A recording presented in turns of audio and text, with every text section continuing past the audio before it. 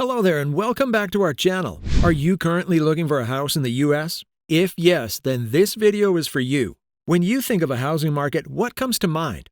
Houses and lots of people living in them? Pretty much all of that, right? Well, think again because there's a lot more going on than meets the eye regarding how houses and real estate work. And this housing business is about to take a deep plunge as we're heading into a crash much like the one in the 2000s. In fact, there's some evidence that shows how we're already on the way to the crash.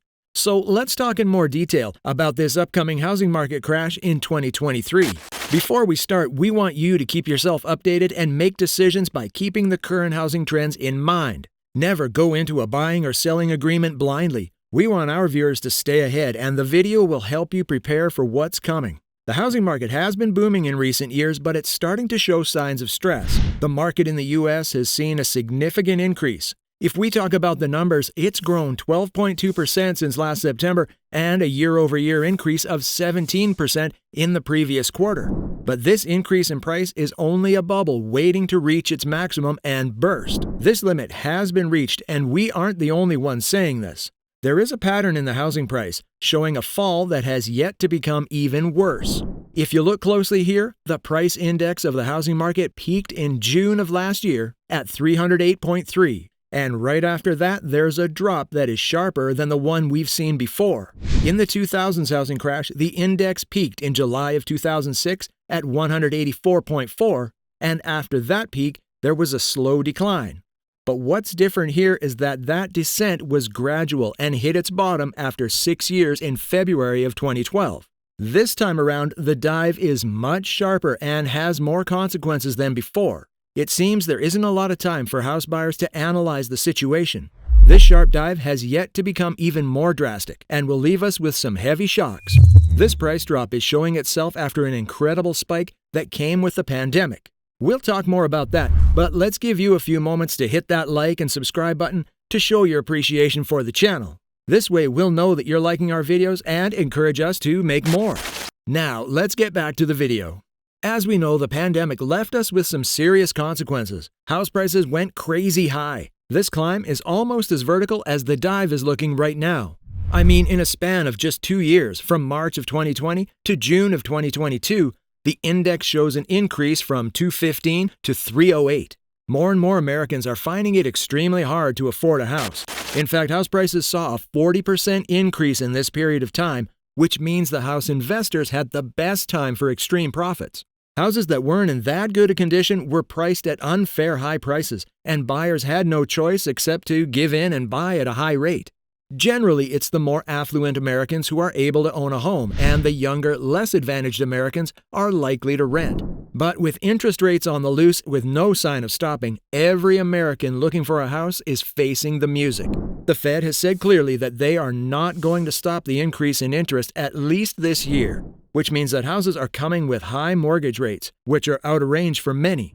Should we pay the bills or the mortgage? Fight inflation or save for the future? Such a stressful situation. If we want a similar market as before the pandemic, we need to see at least a 30% drop in prices. Looking back at the graph, currently it's fallen just 4%, but because it's a rapid fall, that's why it's concerning.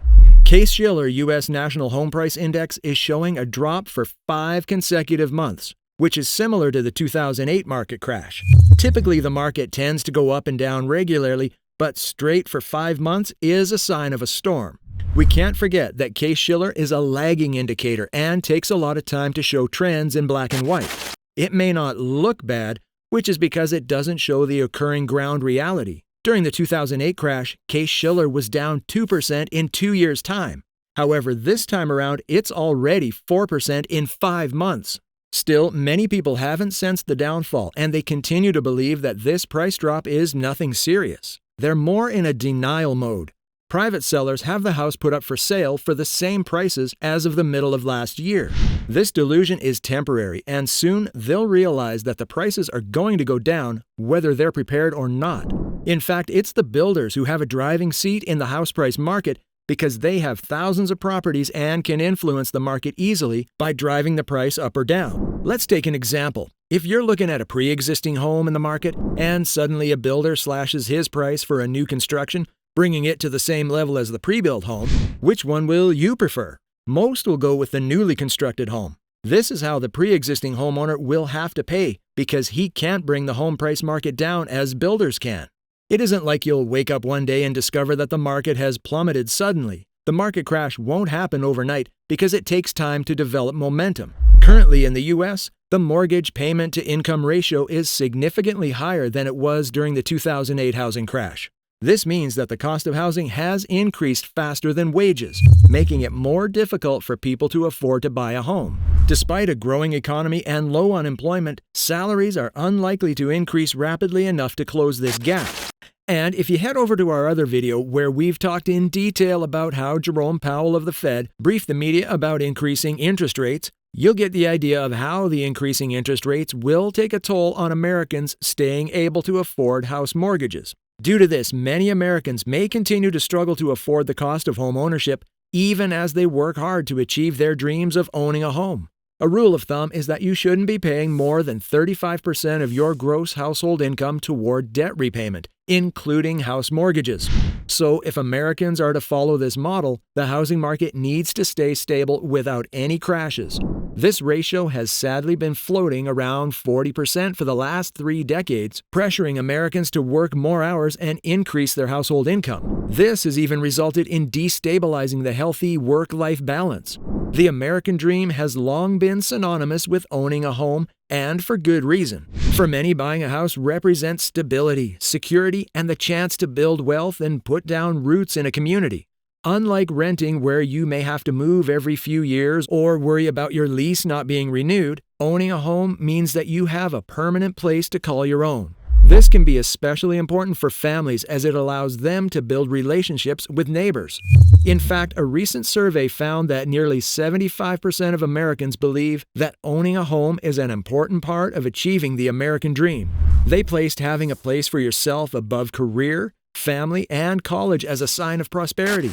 So it's crucial that the government takes steps to ensure the housing market remains stable and we don't face another market crash. Although signs have started to show themselves as we have talked in this video. It's hard to say what the housing market will look like by the end of 2023, but whatever happens, we hope you'll be ready for it when it does come around. If you like this video, we're sure you'll like other informative videos on our channel as well, so do check them out. And if you haven't already, please hit that like button and subscribe to our channel for more amazing content. And in the end, thanks for watching.